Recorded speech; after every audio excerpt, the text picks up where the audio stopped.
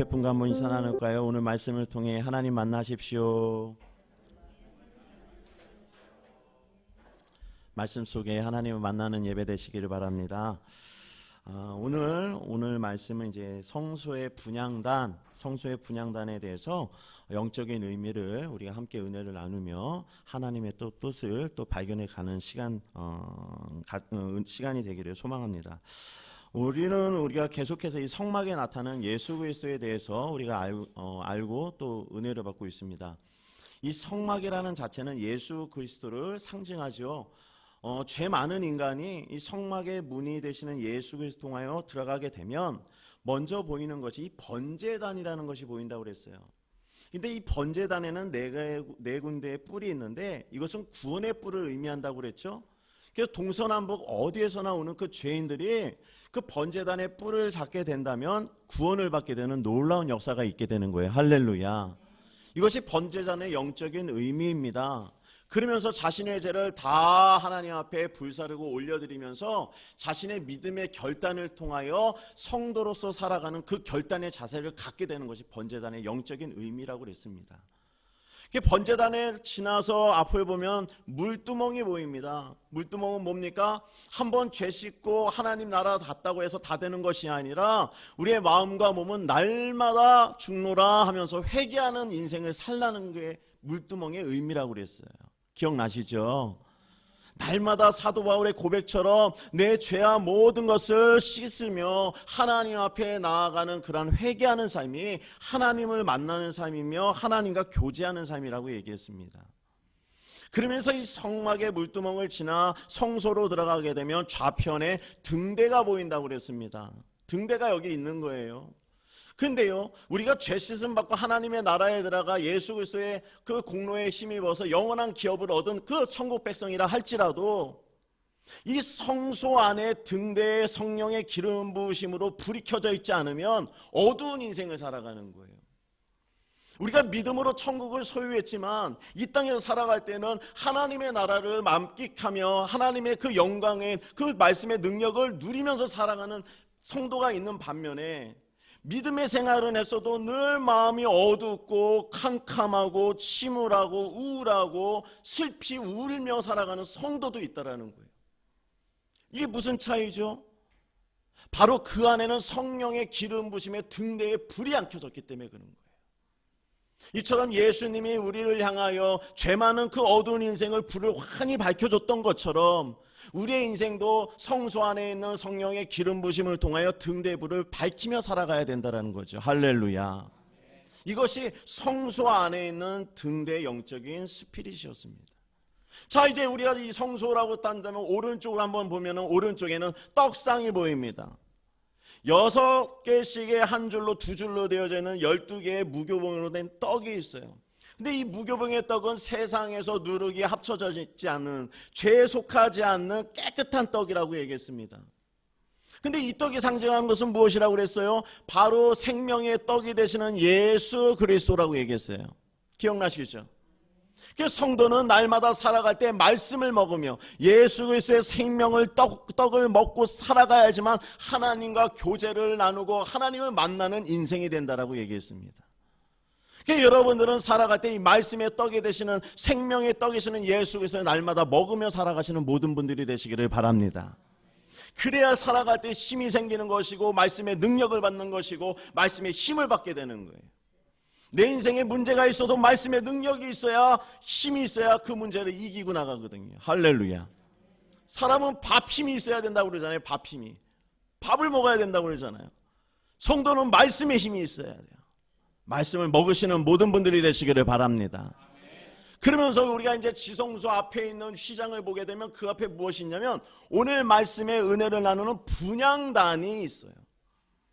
근데 이 분향단의 영적인 의미는 무엇이며 또 이 말씀을 통해 이 성도가 이 분향단을 통해 어떻게 살아가야 되는지를 하나님이 오늘 말씀을 통해 계시해 주고 있다는 거예요. 이 말씀을 여러분들이 귀 들으시는 모든 분들이 되셨으면 좋겠습니다. 첫 번째, 이 분향단은 하나님이 말씀으로 만들라고 이 설계도면을 주셨어요. 오늘 본문 말씀 1절과 2절 말씀입니다. 우리 한번 같이 읽어볼까요? 1절 2절 시작.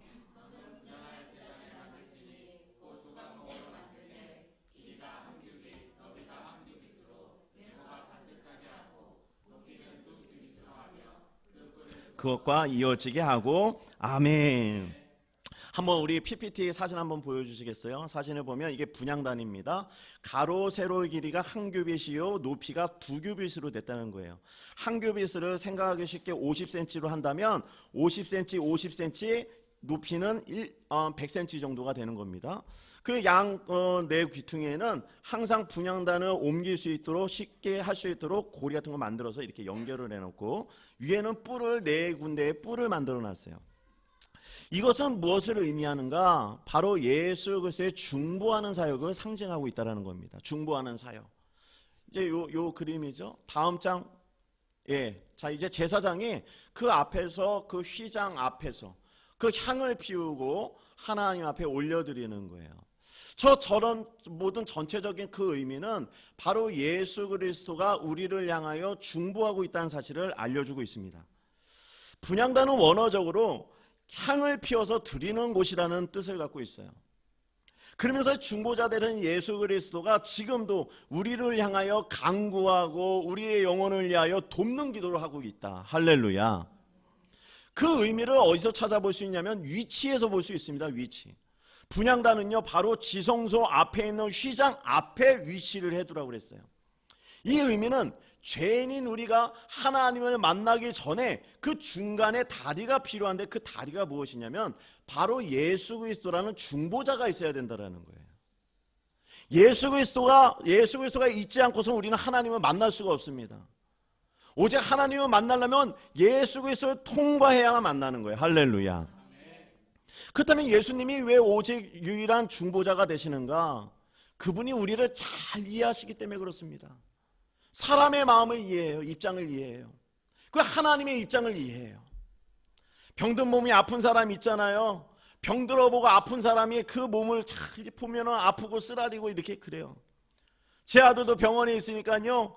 가는 어떤 어르신분들이나 어떤 분들은 막 마음에 울먹울먹하면서 저 어린 것이 왜 왔냐고 막 울먹이면서 이게 공감을 해주시더라고요. 그게 느껴지잖아요. 예수님이 우리의 마음을 공감해 주는 거예요.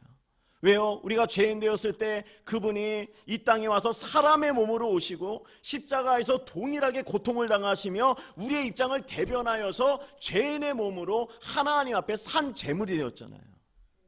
그래서 예수님이 우리의 입장을 누구보다 잘 이해하기 때문에 유일한 중보자가 되는 줄로 믿습니다. 그 마음을 이해하지 못하는데 어떻게 중보자가 될까요? 또 하나님의 입장을 잘 이해합니다. 왜? 그분은요 참 사람이면서 참 신이었기 때문에 그런 거예요. 하나님이셨어요. 그러니까 하나님의 입장에서 죄인된 인간들을 바라볼 때 그 아비의 아파하는 마음을 누구보다도 예수님이 이해하고 있다는 거죠.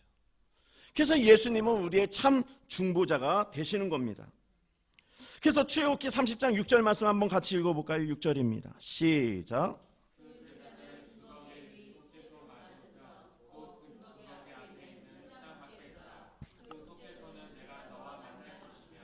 아멘. 그래서 예수님이 하나님을 만나는 지성소 언약궤가 있는 지성소 전에 그 위치에 하고 있다는 거예요. 지금도 예수님이 여러분들을 향하여 탄식할 수 있는 그런 마음을 가지고 여러분들을 향하여 간구하기 때문에 지금 이 자리에 이만한 해 앉아있다는 거예요. 할렐루야. 예수님이 우리를 향하여 간구하기 때문에 이 자리에 있다. 그렇기 때문에 우리는 바로 예수님이 그 상징하는 그 분향단을 보며 어떤 자세로 살아가야 되는가? 우리 또한 기도하는 자세로 살아가야 된다는 거예요. 자, 그래서 디모데전서 2장 5절 말씀에 한번 같이 볼까요? 중보자 되시는 예수 그리스도를 설명하고 있습니다. 시작.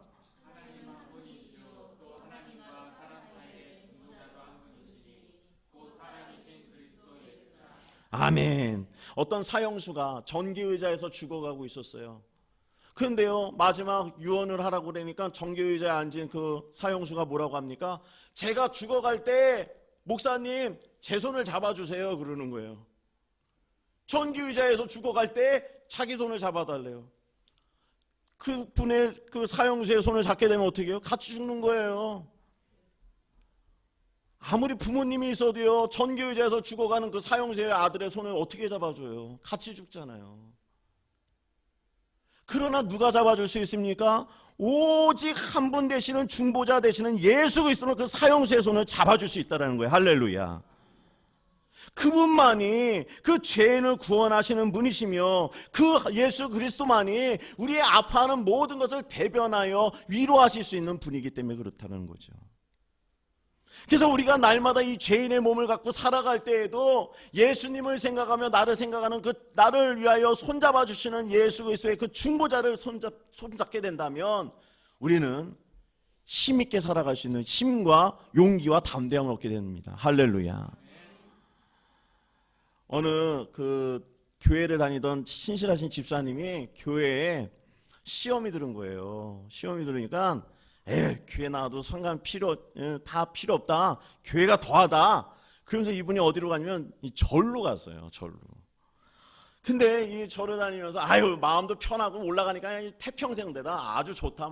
뭐라고 할 사람도 그 시험도 들지 않고 혼자 이렇게 하다가 감리교회가 너무 좋다 이렇게 하다가 어느 날 이분이 질병이 생겼는데 암이 생긴 거예요. 암이 생기니 얼마나 아파요. 그러니까요, 이게 산으로 올라가서 절로 들어가가지고 기도를 이렇게 이 불상 앞에서 절을 하는데 이렇게 기도하고 절을 하는데 갑자기 이런 말이 이제 그냥 이렇게 나오죠. 주여, 주여.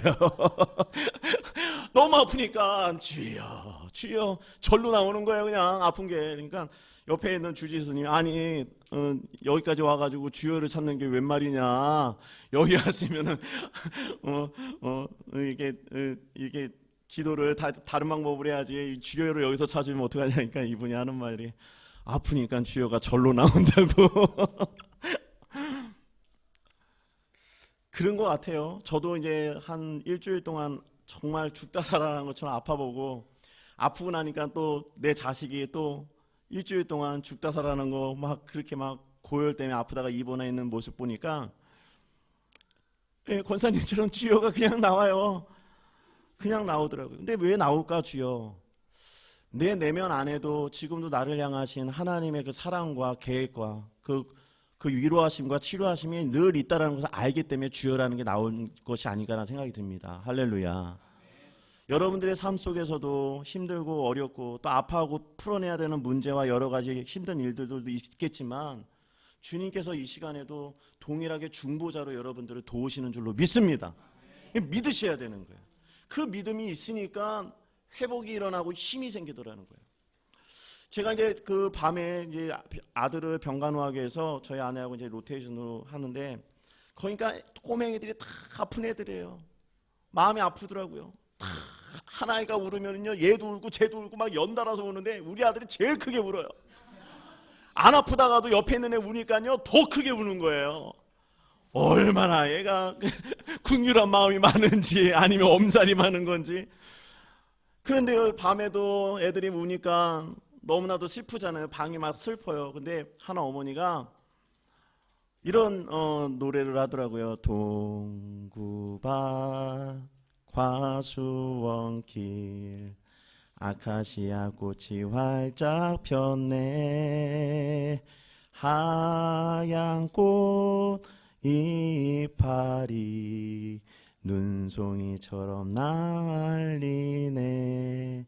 이 노래를 부르면서 아파하는 자식의 엉덩이를 두들겨 가면서 위로를 해주더라고요. 근데 그 소리가 자그막하게 들렸는데 그 방 안의 병실이 어두웠던 병실이 그 어머니의 사랑이 담긴 위로하는 메시지의 그 향기 나는 그런 노래소리 한 소절로 환해지고 모두가 따뜻해지더라는 거예요. 할렐루야.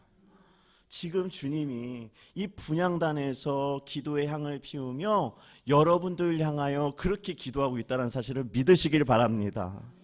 그래서 저도요 아픈 자식을 보면서 아픈데 그 노래소리 들으니까 너무나도 기쁨이 넘치게 되고 예수님이 지금 이 시간에도 우리를 향하여 돕고 있고 여러분들을 향하여서 힘을 내라고 응원하고 계시구나라는 이 감동을 들으니까 기쁘더라고요. 할렐루야. 여러분들 몸이 아프시죠? 또 문제도 있으시죠? 또 자식에 대한 걱정도 있으시죠? 다 걱정하지 마세요. 예수님께서 지금 이 시간 중보자로 여러분들이 힘을 주시는 줄 믿습니다. 이것이 바로 믿음이 아닐까 생각이 듭니다. 그래서요 로마서 8장 34절 말씀에 이렇게 기록되어졌어요. 우리 한번 같이 읽어볼까요? 시작.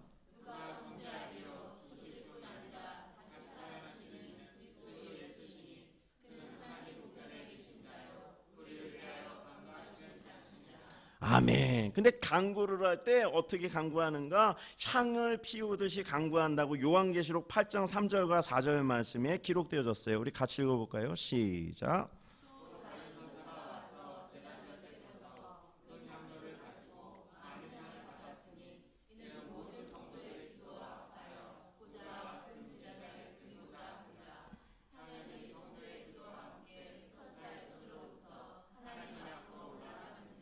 아멘. 그러니까요, 예수 그리스도에 중보하는 그 기도가 여러분들 향한 그 사랑 가득한 향기가 지금도 피어 올라가고 있다라는 거예요. 천사와 함께. 할렐루야.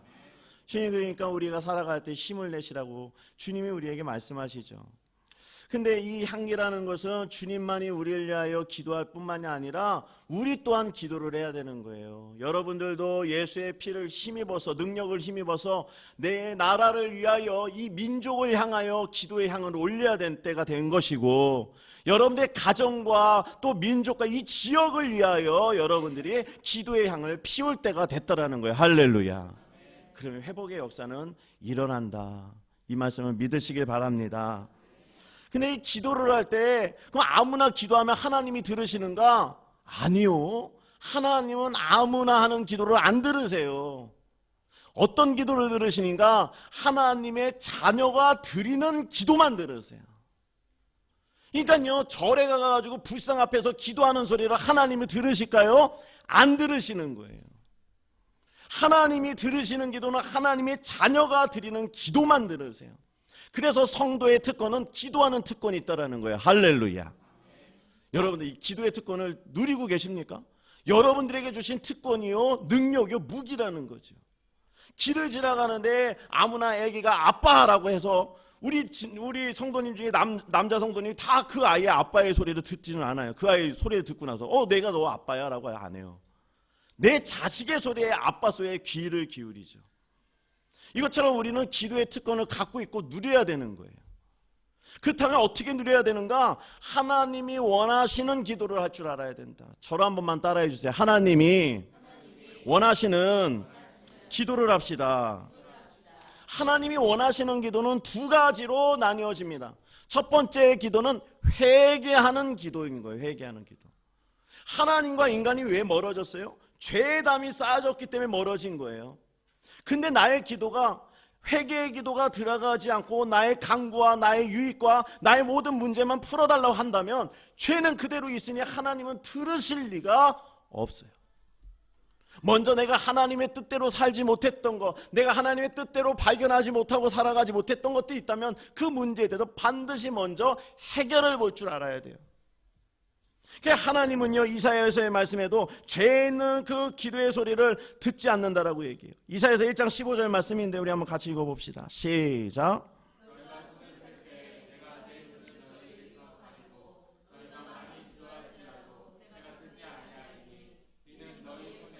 피가 가득함이라. 아멘. 그러니까요, 기도의 소리에 피가 가득하고 무엇인가 죄가 가득하면 그 소리를 안 들으시는 거예요.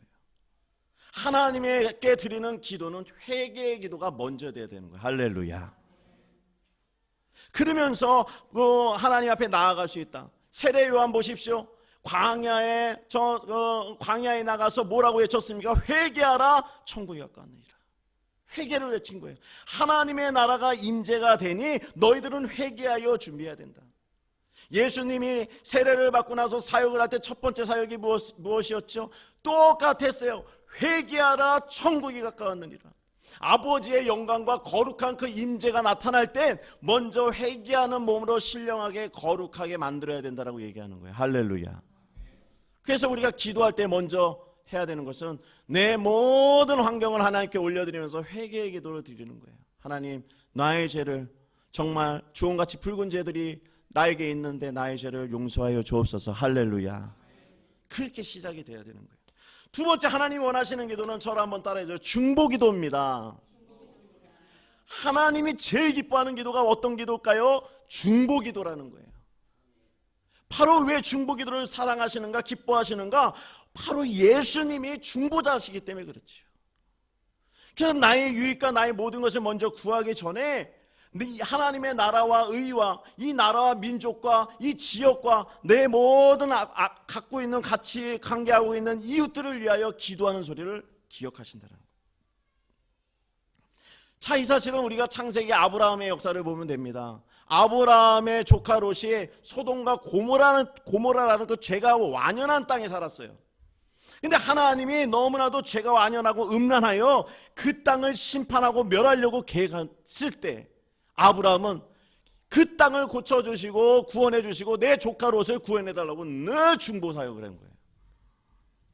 그러니까 하나님 앞에 매달려서 늘 도와달라고 살려달라고 애걸복걸하면서 중보기도를 하니 하나님께서 아브라함의 모습을 기억했다라고 성경은 기록하고 있습니다.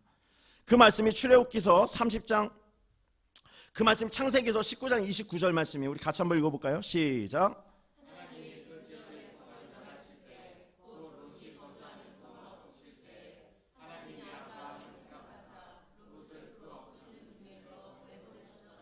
아멘. 누구를 생각했다고요? 아브라함을 생각했다. 롯을 생각한 게 아니라 소돔과 고모라를 생각한 게 아니라 중보기도하던 그 모습의 주인공인 아브라함을 생각했다. 할렐루야. 여러분들이 지금 이 시간에도 아브라함처럼 이 나라와 민족과 이 지역과 또 나하고 관계 있는 모든 이웃을 향하여 먼저 기도한다면 하나님은 나의 모습을 기억하시고 긍휼과 은혜를 베푸신다는 사실을 믿으시기를 바랍니다. 이것이 바로 하나님이 기뻐하는 기도자의 모습이라는 거예요. 미처 기도하다가 정말로 내가 회개 기도하고 하나님의 나라와 의와 이 나라와 민족과 이 지역과 이 수많은 성도들에 위한 기도를 하다 보니 내 기도를 미처 못한 거예요. 아유, 하나님 어떻게 해요? 내 기도 못했네요.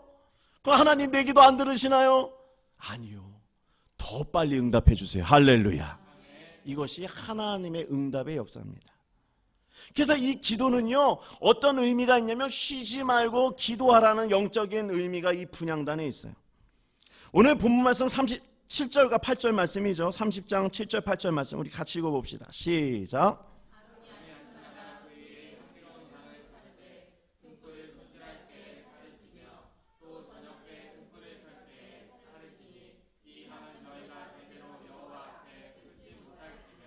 아멘. 그러니까요, 이 기도의 향은 끊어지지 말라는 거예요. 여러분들 이 말씀은 기도가 끊어지면 안 된다는 거예요. 할렐루야. 여러분들의 입술에는 기도의 소리가 끊어지면 안 되는 거예요. 끊어지면 어떻게 돼요? 우는 사자가 삼키자를 찾는 거예요. 그 삼키자가 누굽니까? 입술에서 기도의 소리가 멈춘 자를 삼키는 거예요. 그래서 여러분들은 기도하는 백성이 돼야 돼요. 할렐루야. 그 소천하시기 전에 빌레 그레암 목사님 아시죠? 그 목사님이 뭐라고 말씀하시면 유명한 말씀을 남기고 소천하셨어요. 아침에 기도하는 소리는 열쇠요, 아침에 기도는 열쇠요, 저녁에 기도는 자물쇠다라는 말을 한 거예요. 이게 무슨 말이에요? 아침에 눈 뜨고 일어나서 시작되는 기도는 하늘문을 여는 축복의 기도라는 거예요. 할렐루야. 그리고 나서 모든 일과가 끝난 다음에 저녁에 잘 때 감사 기도로 딱 닿는 기도는 자물쇠의 기도는 뭐냐면 악한 사단 마귀가 우리 가정과 모든 것을 틈타지 못하도록 밤새 안녕으로 지켜내는 자물쇠 역할을 한다. 할렐루야. 그래서 성도는 아침에 열 때 하늘문을 여는 아침 기도를 하고 저녁에는 자물쇠 기도처럼 감사 기도를 할 줄 알아야 되는 거예요. 끊임없이. 그래야 하나님의 놀라운 그 신령한 임재와 능력들을 받으며 살아가는 귀한 성도가 될 수 있다는 사실을 믿으시기를 바랍니다. 그래서 에베소서 6장 18절 말씀에 이렇게 우리에게 말씀하고 있어요. 한번 같이 읽어볼까요? 시작.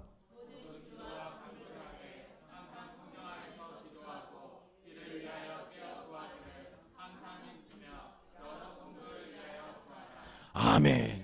마지막에 뭐라고요? 여러 성도를 위하여 구하라. 내 기도가 먼저가 아니라 여러 성도의 기도가 먼저다라는 중보의 사역을 말씀하고 있는 거예요. 할렐루야. 바로 그때 하나님의 역사는 일어나는 겁니다. 그런데 분향할 때요, 하나님이 조심해야 될 것을 하나 가르쳐 줬어요. 다른 향을 쓰지 마라. 다른 불을 쓰지 말라는 거예요. 그 말씀이 오늘 9절 말씀이에요. 우리 같이 읽어봅시다. 시작.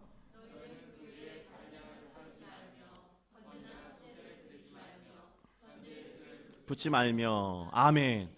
기억하십니까? 아론의 두 자녀인 나답과 아비후는 다른 불을, 제단에 다른 불을 옮기다가 죽어버렸어요. 하나님이 원하는 대로 하지 않으면은 심판이 임하는 거예요. 그러니까 기도라는 것도요, 내 마음대로 하는 게 아니에요. 물론 기도의 방법을 모르고 배우지 못했기 때문에 하는 분들은 어쩔 수 없고 그것은 하나님 앞에 무방합니다. 그런데 배움이 있고 아는데도 불구하고 내 마음대로 기도한다면 이건 오히려 하나님 앞에 심판의 그런 근거가 될 수 있다는 거예요. 그게 무슨 기도입니까? 나의 유익을 위하는 기도를 하면 안 되는 거예요. 정욕을 위해서. 그것을 조심하라는 거예요. 할렐루야. 기도는 하나님의 나라와 의를 위하여 기도하는 것이고 내 민족과 내 나라와 이웃을 위하여 중보하는 사역이 먼저라고 얘기해주고 있는 겁니다. 그렇기 때문에 우리는 다른 향이나 다른 것을 갖다가 기도의 향으로 하나님께 올려드려서는 절대 안 된다는 거예요. 그래서 예수님이 이 땅에 오셨을 때 너희는 이렇게 기도하라 라고 하면서 주기도문을 가르쳐 주시지 않았습니까? 기도하는 방법을 잘 모를 때에는 가장 좋은 방법은 주기도문이에요. 저는 이제까지 제일 많이 응답받은 기도가 어떤 기도인 줄 아세요? 똑같아요. 주기도문이에요. 병실에 있을 때도 우리 아이를 위하여 손대고 기도할 때에도 주기도문을 기도했어요. 주기도문에 능력이 있습니다. 할렐루야. 예수님이 친히 모범으로 가르쳐 줬어요. 운전하다가도 주기도문 하시고 무슨 일을 만나도 힘들어하지 말고 주기도문 하세요. 그럼 하나님의 나라가 그곳 가운데 임하게 될 줄로 믿습니다. 그 때문에 오늘 다른 향을 쓰지 말라고 그랬잖아요. 그럼 이제 마지막입니다. 이게 마지막 클라이막스예요. 그러면 다른 향을 쓰지 않으면 어떤 향을 써야 되는가? 오늘 30장 34절과 35절 말씀에 하나하나 하나님께서 자세하게 설명해 주셨어요. 우리 한번 같이 읽어볼까요? 시작.